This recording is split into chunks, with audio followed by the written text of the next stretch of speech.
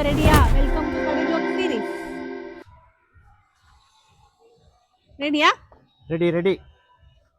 ஒரு ரூம் இருக்கு. ம் அந்த ரூமோட 4 கார்னர்ல ம் ஒரு கார்னர்ல பூனை இருக்கு.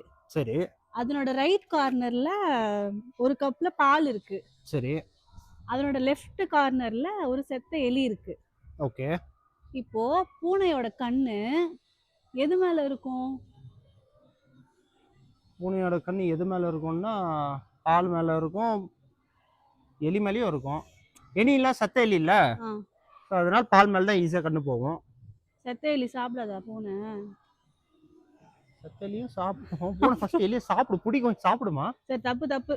சரி கடிச்சிட்டா? சொல்லு, எப்பயோ நீ தான் சொல்ற, சொல்லு.